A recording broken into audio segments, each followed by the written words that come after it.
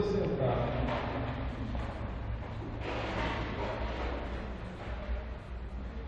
Quando Jesus estava no deserto para ser tentado, uma das tentações foi sobre a fome que ele sentia.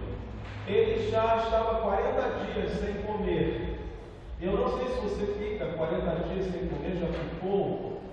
Dá uma fome bem grande, não é? E então, o tentador se chegou a ele e disse: mande que essas pedras tornem pães. A resposta então de Jesus foi bem significativa quando ele disse: nem só de pão viverá o homem, mas de toda a palavra que sai da boca de Deus.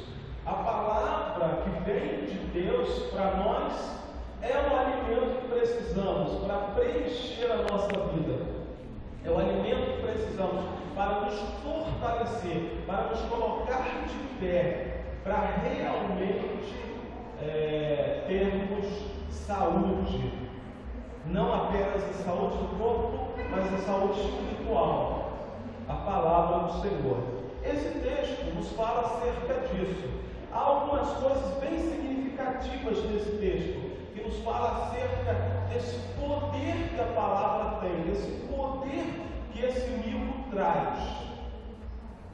O que acontece quando sentimos fome da palavra de Deus?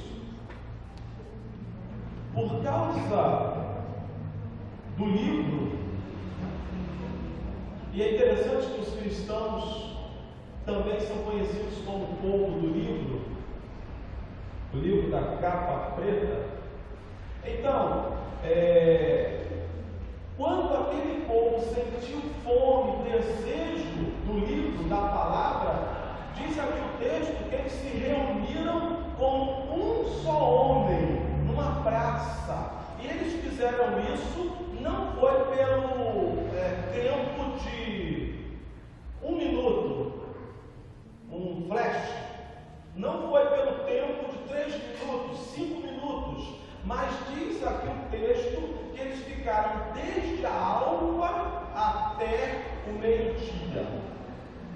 A alva é quando o dia nasce, são os primeiros raios de sol, que a maioria de nós aqui presentes não costuma ver, não é? Você costuma estar acordado quando o dia amanhece?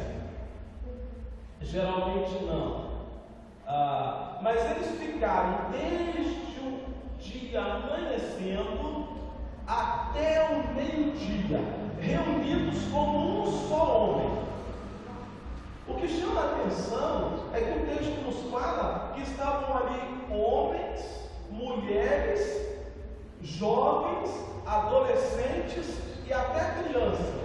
Porque o texto nos fala que eles reuniram homens, mulheres e todos aqueles que eram capazes de entender a palavra.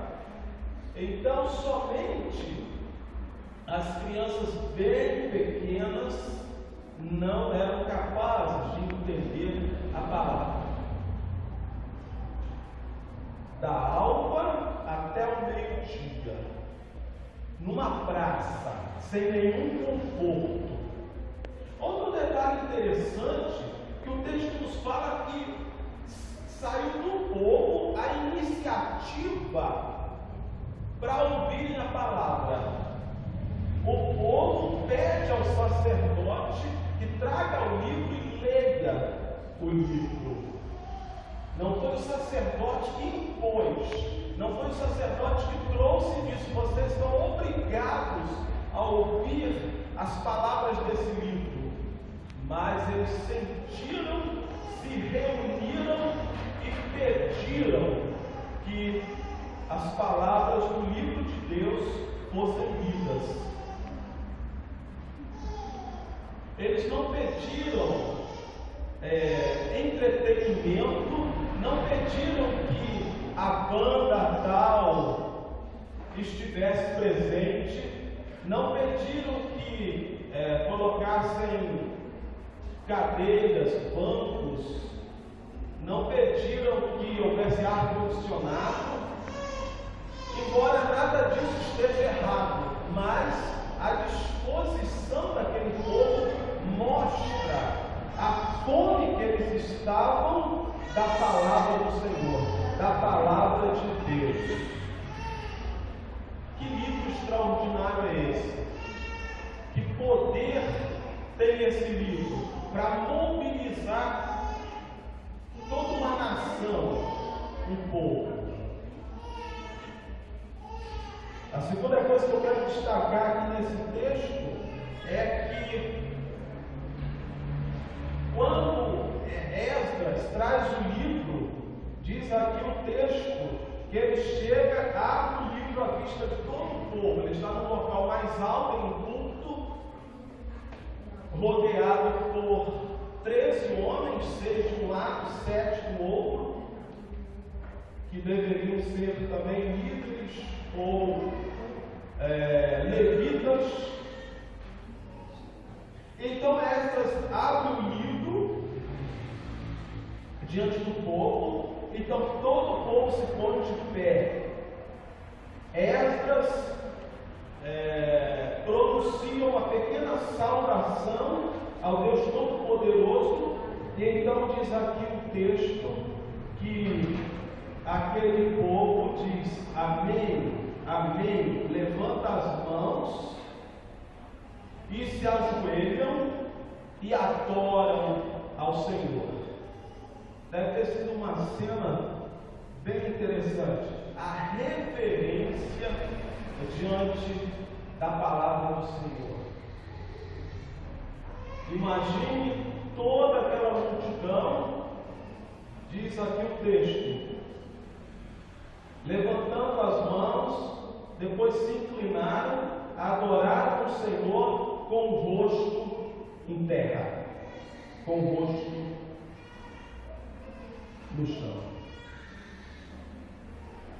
Será que a Bíblia Sagrada tem despertado em nós esse mesmo sentimento de que é a palavra do Senhor, de que quando abrimos esse livro estamos diante do ser sagrado, de quando abrimos esse livro estamos diante do Senhor que fala conosco? Será que a Bíblia tem sido para nós esse livro especial, ou apenas mais um livro na estante? Apenas mais um livro ao lado de outros? Aquele povo via a Bíblia como um livro especial. Pessoas de outras religiões também veem os seus livros como livros especiais, sagrados.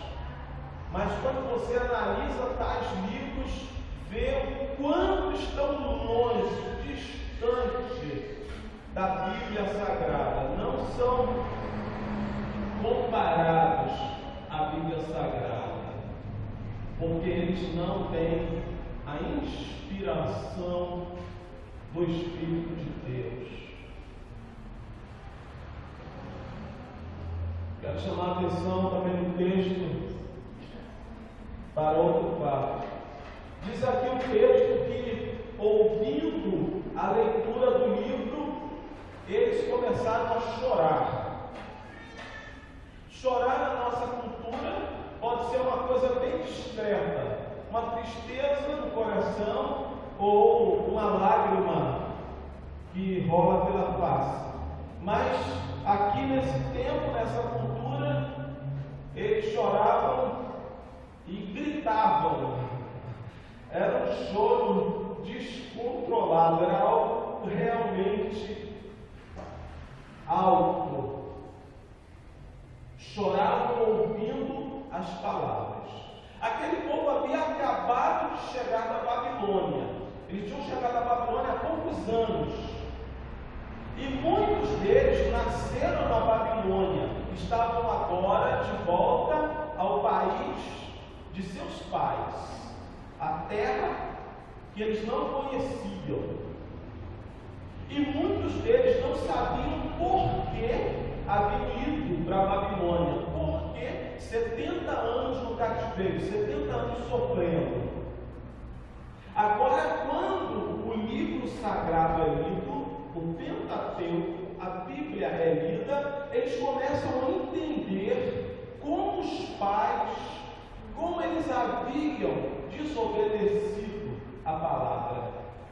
Como eles haviam praticado tantas coisas que Deus, na sua palavra, já havia advertido.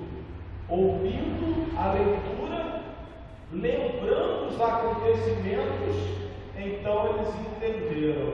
A ficha caiu. Agora sabemos por que Deus nos deportou para a Babilônia. Por que o povo, a nação, passou por esse período tão grande de sofrimento? Porque eles haviam desobedecido de muitas formas, de muitas maneiras, a palavra, a Bíblia. Há uma mensagem que se prega hoje de que se Deus é amor, Ele não castiga. Mas a verdade é justamente o contrário. Porque Deus é amor, Ele castiga. O castigo de Deus tem o objetivo de recuperar a pessoa, tem o objetivo de trazer a pessoa para o certo, de salvar, de curar, de transformar. Sim, Deus também castiga. Eu creio que não é o desejo dele trazer o castigo, mas um pai que ama precisa corrigir seu filho que está errado. Se o pai diz amar o filho e não o corrige quando ele está errado, vai ser complicado. Havia uma nota no jornal dizendo que a mãe foi presa porque ela estava levando um lanchinho para o filho na prisão e dentro daquele lanche havia drogas. A própria mãe do sujeito, né? Levando para ele na prisão o lanche com drogas dentro. Então não é preciso nenhuma explicação a mais por que aquele rapaz estava preso, né? Se a própria família contribuía dessa forma. Não sei se era mãe dos irmãos Metralha, mas não acontece assim com o nosso Deus. Eles choraram diante da palavra. A palavra tocou profundamente em seus corações.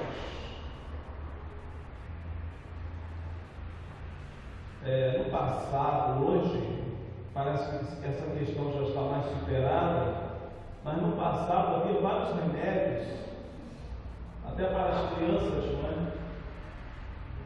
Que tinham gostos horríveis. Alguns ardiam, outros queimavam, né? Lá no Rio de Janeiro mesmo tem uma planta, eu não sei se é a mesma daqui, chamada polvo. Ela serve para algumas complicações intestinais, mas amarga, mais do que ela.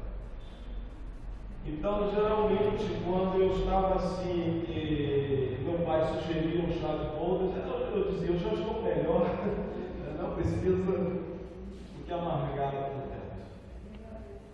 A palavra do Senhor parece ser desse tempo passado, que muitas vezes ela vem ao nosso encontro, e aí quando estamos em pecado, aí dói. É como se amargasse, não é? Quando estamos em pecado, parece que, como o álcool que cai no corte, ou aquele mertiolate antigo, não é? Colocava no corte e queimava, ardia. A palavra do Senhor parece que também, mas ela cura, traz saúde, ela sara de verdade. O choro daquelas pessoas foi tão alto, elas foram tão abaladas, elas foram tão tocadas pela leitura da palavra, que houve um trabalho muito grande de parte dos levitas, da liderança, para fazer o povo calar. São 3 etapas. Primeiro eles falam discretamente no verso 9: este dia é consagrado ao Senhor, pelo que não pranteeis nem choreis. Mas o povo continua. Então eles vão falar sobre o assunto, no verso 10. Disse-lhes mais: ide comer carnes, tomar bebidas, enviar porções ao que nada tem. Este dia é consagrado ao nosso Deus, não vos entristeçais, porque a alegria do Senhor é a vossa força. Mas parece que não resolveu ainda o choro, o pranto. Então eles voltam, o verso 11. Os levitas fizeram calar todo o povo, dizendo: calai-vos, este dia é santo, e não estejais contristados. Eles precisaram falar duramente com aquelas pessoas para que parassem de chorar. Qual foi a última vez que eu li o texto e através dessa leitura Deus falou comigo e eu chorei? Qual a última vez que você leu na palavra e essa palavra tocou você? Essa palavra foi usada pelo Espírito Santo para falar ao seu coração. A Bíblia existe para isso. Paulo nos fala, através de Timóteo, que ela é para corrigir, para ensinar, para instruir, para que o homem de Deus seja perfeito. Seja perfeito significa o homem de Deus, a pessoa de Deus, a mulher de Deus, o jovem de Deus, alcança a maturidade, a sua maturidade espiritual, seja maduro, alcança o nível que Deus quer que você alcance. O texto nos fala que, além de chorar, aquelas pessoas se arrependeram. Chorar é fácil, né? Mas a Bíblia fala que há um choro para o remorso, que conduz à morte, e há um choro para o arrependimento, que conduz à vida. O apóstolo Paulo nos fala isso na sua segunda carta aos Coríntios. Ele diz que há choro para a morte. É um choro de alguém que reconhece sua falta, mas não se arrependeu. É o choro de Judas, que diz: trair o sangue inocente. Mas